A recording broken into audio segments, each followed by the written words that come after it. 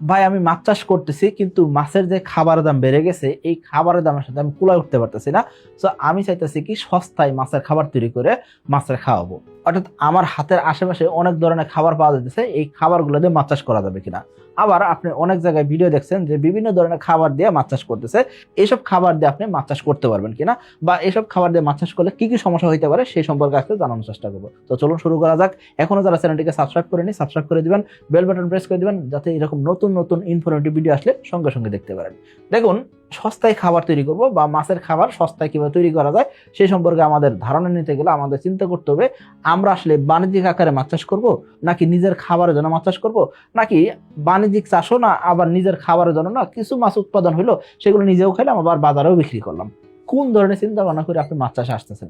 যদি একান্ত বাণিজ্যিক আকারে মাছ চাষ হয় সেক্ষেত্রে আপনি সস্তায় খাবার তৈরি করার হিসাব কিতাবগুলো করতে আসবেন না। আপনি এখানে অবশ্যই সঠিক পদ্ধতিতে মাছ চাষ করবেন, ভাসমান খাবার দিয়ে মাছ চাষ করার চেষ্টা করবেন। এই ক্ষেত্রে আপনার লাভের পার্সেন্টেজ বাড়বে, এমনকি আপনার পুকুর বারংবার সংস্কার করতে হবে না, বা আপনার পুকুর নিয়ে এত চিন্তা করতে হবে না। 2026 সালের এসে তেলাপিয়া পোনার দাম নির্ধারণ করা হয়েছে প্রতি পিস 1 টাকা 45 পয়সা করে। তবে 2026 সালে জানুয়ারি ফেব্রুয়ারির মধ্যেও বুকিং করতে পারেন, তাহলে আপনি পাবেন প্রতি পিস 1 টাকা 30 পয়সা করে। তাহলে আর দেরি কেন, আজই এসে তেলাপিয়া পোনার অর্ডার করুন।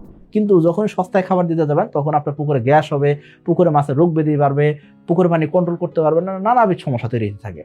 এখন আপনি বলছেন তাহলে এই সস্তায় খাবার তৈরি করার বিষয়টা আপনি তাহলে কেন বলতেছেন? আমি তাদের জন্য বলতেছি যারা প্রান্তিক খামারি, যাদের আসলে সামর্থ্য নাই, প্রতিদিন দেখা যাচ্ছে 100 কেজি 200 কেজি খাবার লাগে, সেই 100 কেজি 200 কেজি খাবার কিনতে পারতেছে, তারা হয়তো 50 কেজি 60 কেজি কিনতে পারতেছে, বাদ বাকি খাবারটা তারা সস্তায় কিভাবে তৈরি করা যায় সেই হিসাবটা করতেছেন। তাদের জন্য আমি আজকে হিসাব দেওয়ার চেষ্টা করবো। তবে এখানেও খেয়াল করবেন, প্রান্তিক খামারি হয়েছেন বলেই আপনি শুধুমাত্র এই সস্তায় খাবার তৈরি করে খাওয়াবেন এটাও করা যাবে না। কারণ কি, আপনার পুকুরে আয়তন ছোট, আবার পুকুরে যদি দেখা যায় মাছের রোগ ব্যাধি বাড়তেছে বা পুকুরে পানির পরিবেশ কন্ট্রোল রাখতে পারতেছেন না, সেই ক্ষেত্রে আপনার জন্য কিন্তু সস্তায় খাবার তৈরি করার কোনো নিয়ম কানুনে আমি আপনাকে সাজেস্ট করবো না। আশা করি খেয়াল করছেন যে আপনি যখন পুকুরের পরিবেশ কন্ট্রোল রাখতে পারতেছেন, আপনার সামর্থ্যের ভিতরে থাকতেছে, সেই ক্ষেত্রে আপনি সস্তায় খাবার তৈরি করে মাছের খাওয়াইতে পারেন। এই ক্ষেত্রে আপনি সর্বপ্রথম যে জিনিসটা করতে পারেন সেটা কি, হাতে বানানো খাবার দিতে পারেন। আমাদের হাতের আশেপাশে বিভিন্ন ধরনের খাবার উপাদান পাওয়া যায়, সেগুলো দিয়ে কিন্তু আমরা মাছের খাবার দিতে পারি। অর্থাৎ আমরা যদি কার্যতে মাছ চাষ করি সেক্ষেত্রে অনেকে কি করে থাকি, শুধুমাত্র সরিষা খোল এবং কি ডিওআরবি অথবা অটোকুড়া দিয়ে আমরা মাছের খাবার দিতে আসি। এই ক্ষেত্রে 60 থেকে 70% সরিষা খোল দিই, আর 30 থেকে 40% অটোকুড়া বা রাইস ব্রান বা ডিওআরবি দিয়ে থাকি, দিয়ে আমরা মাছের খাবার দিয়ে থাকি। এখানেও কিন্তু মোটামুটি ভাবে 24% আশেপাশে প্রোটিন হয়ে গেছে, সো এটা দিয়ে চাষ করা যায়। তবে খেয়াল করুন, আপনার পুকুরের পরিবেশটা ভালো রাখাটা খুব জরুরি। যদি পুকুর পানি আপনি কন্ট্রোলার না রাখতে পারেন, বারংবার গ্যাস হয়, পুকুর মাছ খায় ভাসে, মাছের অক্সিজেন স্বল্পতা হইতেছে, পুকুরে নামলে দেখতেছেন গ্যাস তৈরি হয়েছে, পুকুর পানি মোটা হয়ে গেছে, নানাবিধ সমস্যা। সেই ক্ষেত্রে আমি বলবো হাতে বানানো খাবার ক্ষেত্রে হিসাব কিতাব করে করতে হবে। খেয়াল করবেন, আমাদের বাংলাদেশে আবহাওয়াতে 3টা পরিবেশ দেখা যায়। এক নম্বর হলো কি গরম, আরেকটা হলো বর্ষাকাল, আরেকটা হলো শীতকাল।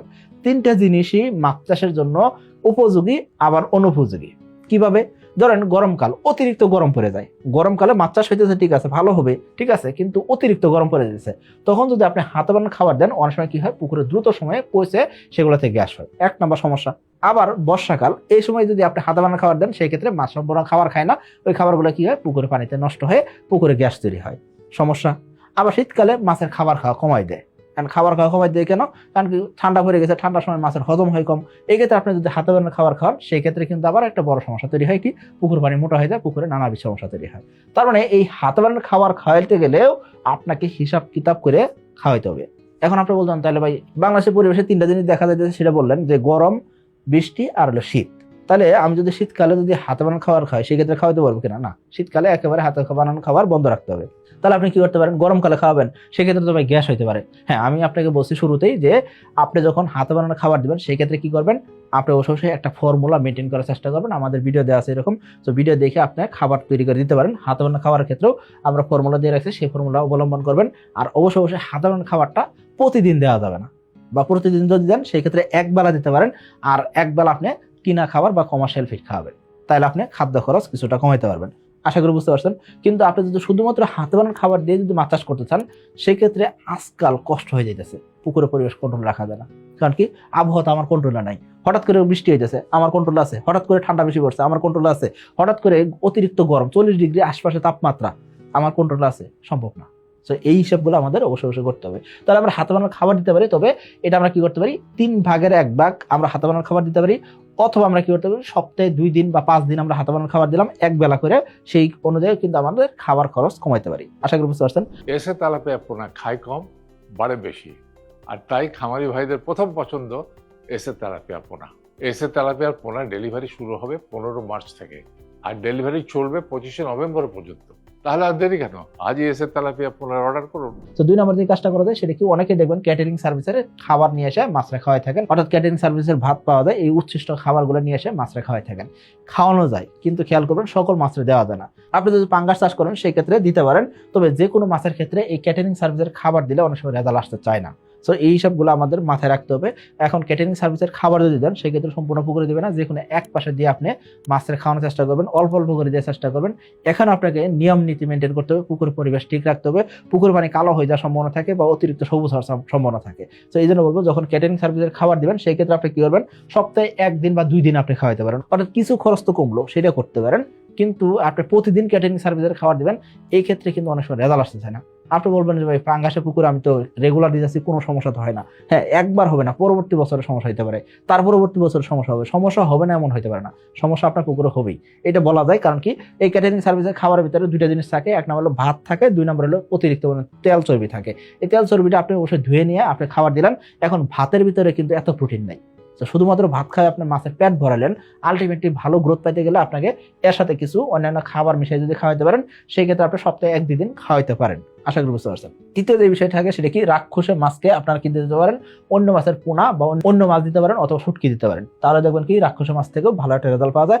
রাক্ষসের মাছের ভিতরে আমাদের বাংলাদেশে 2 ধরনের চাষ হয়, একটা হলো কি বড় পুকুর, বড় জলাশয়ের ভিতরে আমরা রাক্ষসের মাছ ছেড়ে রাখি, আরেকটা কি হয়, আমরা ছোট পুকুরে দেশি শোল বা ভিয়েতনাম শোল চাষ করে থাকি। সো ছোট পুকুরে আপনি ভিয়েতনাম শোল, দেশি শোল চাষ করলে সেক্ষেত্রে আপনি কি করতে পারেন, আপনি অন্য মাছের পোনা উৎপাদন করে নিয়ে এসে দিতে পারেন, অথবা অন্য মাছ কেটে কেটে আপনি মাছের খাবার দিতে পারেন, সেই ক্ষেত্রেও চাষ সম্ভব হয়। এরপর আসেন, আমাদের দেশে আরেকটা জিনিস প্রচলিত আছে, সেটা কি বেকারি ডেট ফেল হওয়ার যে প্রোডাক্টগুলো আছে সেগুলো আমরা মাছরা খাওয়াই থাকি। এটাও করা যায়, তবে এখানে খেয়াল করবেন পুকুরের পরিবেশ নষ্ট হওয়ার এখানে একটা সুযোগ থাকে। অবশ্যই আপনি কি করবেন, এখানে দেখবেন বেকারির উচ্ছিষ্ট যে খাবারগুলো আছে, এখানে 3টা জিনিস থাকে। 1 নম্বর কি, এই যে খাবারটা, সেই খাবারটা ডেট ফেল হয়ে গেছে, মানুষের জন্য খাওয়ার জন্য উপযোগী নাই, এখানে কি হয়েছে, ছত্রাক পড়ে গেছে। এটা আপনি একটু যদি রোদে শুকায় নিতে পারেন তাহলে ভালো হয়। 2 নম্বর যে জিনিসটা হয়, বেকারি ডেট ফেল পাউরুটির ভিতরে কি থাকে, অতিরিক্ত পরিমাণে ইস্ট ব্যবহার করা থাকে। সো এটা আপনাকে হিসাবে রাখতে হবে। 3 নম্বর হলো কি, এখানে দেখা যাচ্ছে আপনার চিনির পরিমাণ বেশি থাকে বা চিনি থাকে। তো এই জিনিসগুলো যখন পানিতে দিয়ে যাচ্ছেন সেই ক্ষেত্রে অবশ্যই আপনার পুকুর পানি মোটা হওয়া যাওয়ার একটা চান্স থাকে। তো আপনি শীতকালীন সময় এইসব জিনিস ব্যবহার করবেন না, আপনি গরমকালে চাইলে কিছু কিছু করে ব্যবহার করতে পারেন। তবে সকল মাছের প্রতিদিন খাওয়াবেন এই কাজটা করা যাবে না, সপ্তাহে আপনি 1 থেকে 2 দিন খাওয়াইতে পারেন। 3 নম্বর হলো কি, জলজ আগাছা বা কলমি বা ঢেঁড়স আমাদের পুকুরের আশপাশে তৈরি হয়, তো এগুলো আমরা খাওয়াইতে পারি। অবশ্যই খেয়াল করবেন, যদি আপনি বাণিজ্যিক আকারে মাছ চাষ করেন সেক্ষেত্রে কিন্তু কলমি আপনার পুকুরে কিছু ক্ষতিও করে থাকে। তো আপনার পুকুরে মাছের রোগ ব্যাধি নিয়ে আসার জন্য কিন্তু এগুলো একটা দায়ী একটা জিনিস বলা হয়, অর্থাৎ পুকুরের চারপাশে পরিবেশ আমরা সুন্দর রাখতে পারি। এই ক্ষেত্রে আপনি যখন কলমি বা জলজ আগাছা দিয়ে আছেন সেই ক্ষেত্রে অবশ্যই হিসাব নিকাশ করে দিতে হবে, কতটুকু দিতে আছেন সেটি হিসাব করে দিবেন, এবং কি আপনি মাছ সম্পূর্ণ খেয়ে ফেলতে পারতেছে কিনা সেটা আপনাকে হিসাবে রাখতে হবে। এরপর আসেন কচুরি পানা বা কচি পাতা, এগুলো আমরা কিন্তু মাছরা খাওয়াই থাকি। এই ক্ষেত্রেও অতিরিক্ত পরিমাণ দেওয়া যাবে না। যদি কচুরি পানা, ছোট ছোট কচি পানা, এগুলো যদি আপনি দেখেন পাঙ্গাসে যদি নিয়মিত খাওয়ান সেক্ষেত্রে পাঙ্গাস মাছের ওজন একটু কমার একটা চান্স থাকে, কারণ এই কচুরি পানাতে এরকম ফ্যাট থাকে না। সো আপনি কচুরি পানা অন্যান্য মাছরা খাওয়াইতে পারবেন, অন্যান্য মাছ কিন্তু খায়, যেমন ধরেন বিশেষ করে গ্রাস কাপ জাতীয় মাছ কিন্তু খুব সুন্দর করে খেয়ে নেয়। হিসাব নিকাশ করে আপনাকে পরিমাণ মতো দিতে হবে। 2026 সালের এসে তেলাপিয়ার পোনার দাম নির্ধারণ করা হয়েছে 1 টাকা 45 পয়সা পিস।